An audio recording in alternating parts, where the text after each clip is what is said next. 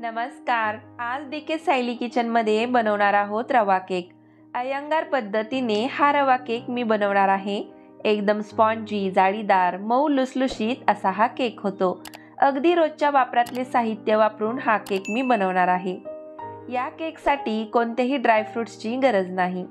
जराही मैद्याचा वापर न करता मी हा केक बनवणार आहे. त्यामुळे हा केक हेल्दी असतो.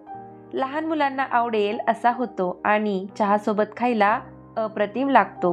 प्रवासाला जातानाही हा केक आपण घेऊन जाऊ शकतो. चांगले 8 दिवस हा केक टिकतो. यासाठी लागणाऱ्या महत्त्वाच्या टिप्स देखील मी तुम्हाला देणार आहे. पहा, रंग किती सुरेख आला आहे. टेक्स्चर पहा, मस्त. चला मग रेसिपीला सुरुवात करूयात. कसे बनवायचे हे पाहूयात. इथे मिक्सरच्या मोठ्या जारमध्ये घ्यायचे आहे 2 कप रवा. इथे मी मोठा रवा घेतला आहे. शक्यतो मोठा रवा वापरावा. तर त्याच कपाने 1 कप साखर घ्यायची आहे. इथे मी 1 कप साखर घेतलेली आहे. त्यानंतर पाऊण कप दूध पावडर इथे घेतले आहे. दूध पावडर कुठल्याही जवळच्या किराणा स्टोअरमध्ये सहज उपलब्ध होते. आता आपल्याला हे मिक्सरला एकदा फिरवून घ्यायचं आहे. खूप जास्त बारीक करायचं नाही. अगदी मिनिटभर मिक्सरला फिरवून घ्यायचं आहे. तर पहा, अशा पद्धतीने रवाळ असायला हवं. यामुळे केकला टेक्स्चर छान येतं. आता हे एका भांड्यामध्ये काढून घेऊया, कारण याचे आपल्याला बॅटर बनवून घ्यायचे आहे. तर अशा पद्धतीने एका बाउलमध्ये हे मिश्रण आपल्याला काढून घ्यायचं आहे. आता यामध्ये घालणार आहोत पाऊण कप दही. दही जास्त आंबट नसावे. तसेच 1 कप दूध घालायचं आहे. दूध जरासे कोमट करून घेतलेलं आहे. यानंतर तूप आणि तेल दोन्ही मिळून अर्धा कप इतके घ्यायचं आहे. 1 मोठा चमचा तूप घेतला आहे आणि 1 मोठा चमचा तेल घेतलेला आहे. याचे मिश्रण अर्धा कप इतके आपण बनवून घेतले आहे. यानंतर आपल्याला छोटा अर्धा टेबलस्पून व्हॅनिला इसेन्स घालायचा आहे. व्हॅनिला इसेन्स नसेल तर वेलची पूड घेतली तरी चालेल. आता हे सर्व मिश्रण एकजीव करून घ्यायचं आहे. अगदी एकसंध असं याचा आपल्याला बॅटर बनवून घ्यायचं आहे. तर पाहू शकता, अशा पद्धतीने चमच्याच्या साहाय्याने सतत ढवळत बॅटर आपल्याला बनवून घ्यायचं आहे. काही गाठी असतील, गुठळ्या असतील तर अशा पद्धतीने फोडून घ्यायच्या आहेत. सर्व जिन्नस एकाच कपाने मी मोजून घेतले आहेत. पहा, अगदी स्मूथ असं बॅटर बनवलं आहे. तरी ते अशा पद्धतीची कन्सिस्टन्सी असायला हवी. पाहू शकता, कन्सिस्टन्सी आपल्याला अशी बनवायची आहे. आता हे मिश्रण झाकण ठेवून 15 मिनिटे असेच आपण बाजूला ठेवून द्यायचे आहे. यावरती झाकण ठेवूया आणि 15 मिनिटे हे मिश्रण आपण असेच बाजूला ठेवून देऊयात. 15 मिनिटे मिश्रणाला लागणार आहे. तोपर्यंत इथे मध्यम आचेवर कढई गरम करायला ठेवायची आहे. केक आपण कढईमध्ये बेक करणार आहोत. कढईच्या तळाशी थोडेसे मीठ घालून घ्यायचं आहे आणि त्यावर प्लेट ठेवायची आहे, म्हणजे केक तळाशी लागत नाही. वरून झाकण ठेवायचं आहे.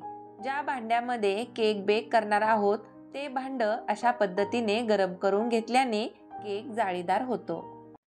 केक आपण या भांड्यामध्ये बनवणार आहोत. तुमच्याकडे केकचं भांड नसेल तर दुसरं कोणतंही अशा आकाराचं भांड तुम्ही वापरू शकता. शक्यतो ॲल्युमिनियमचे भांडे असावे, कारण त्यामध्ये केक भांड्याला चिटकत नाही, करपत नाही आणि पटकन निघतो. तळाशी बटर पेपर आपल्याला लावायचा आहे. तुमच्याकडे बटर पेपर नसेल तर केकच्या भांड्याला आतमधून मैदा भुरभुरून घ्यायचा आहे. तर अशा पद्धतीने बटर पेपर तळाशी ठेवायचा आहे. वरून पेपरला थोडे तेलाने ब्रश करून घ्यायचं आहे. अशा पद्धतीने केकचे भांडे आपले तयार आहे. मिश्रण आपण 15 मिनिटे बाजूला ठेवलं होतं. तोपर्यंत केक बेक करण्यासाठीची सर्व तयारी आपण करून घेतली. तर इथे पहा, मिश्रण थोडे घट्ट झाले आहे. या स्टेजला आणखी अर्धा कप दूध यामध्ये घालायचे आहे आणि मिश्रण चांगले असे ढवळून घ्यायचे आहे. तर पाहू शकता, अशा पद्धतीने मिश्रण आपल्याला बनवून घ्यायचं आहे. कन्सिस्टन्सी पहा, अशी असायला हवी. परफेक्ट कन्सिस्टन्सी बॅटरला आली आहे. तर इथे सर्वात शेवटी यामध्ये 1 चमचा बेकिंग पावडर आणि अर्धा चमचा बेकिंग सोडा घालायचा आहे. सोडा ॲक्टिव्ह होण्यासाठी त्यावर दुधाचे काही थेंब मी टाकत आहे. यापेक्षा जास्त दूध इथे घालायचं नाही. आता हे चांगले असे फेटून घ्यायचे एका डायरेक्शनने. याने काय होतं, सोडा छान ॲक्टिव्ह होतो आणि केक स्पॉन्जी व्हायला मदत होते. बेकिंग सोडा घातल्यानंतर लगेचच केक बेक करायला आपल्याला ठेवायचा आहे. आता हे मिश्रण केकच्या भांड्यामध्ये अशा पद्धतीने ओतून घ्यायचं आहे. यानंतर भांडं एकदा टॅप करून घ्यायचं, म्हणजे मिश्रण व्यवस्थित सेट होते. आता लगेच हे गरम करून घेतलेल्या कढईमध्ये ठेवायचे आहे आणि नंतर वरून झाकण ठेवून बंद करायचे आहे. वाफ बाहेर जाऊ शकते असं वाटत असेल तर असे जाड कापड वरून ठेवावे.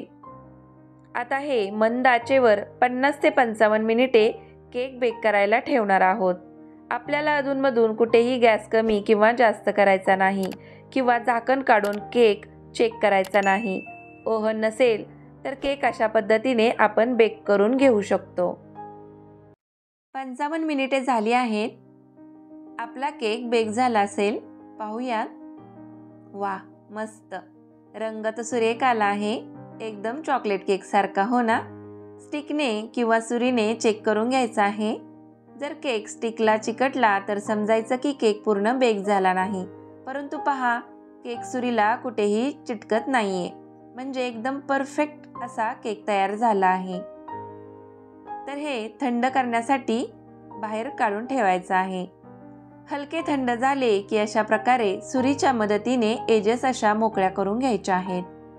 आता हे प्लेटमध्ये अशा पद्धतीने काढून घ्यायचं आहे.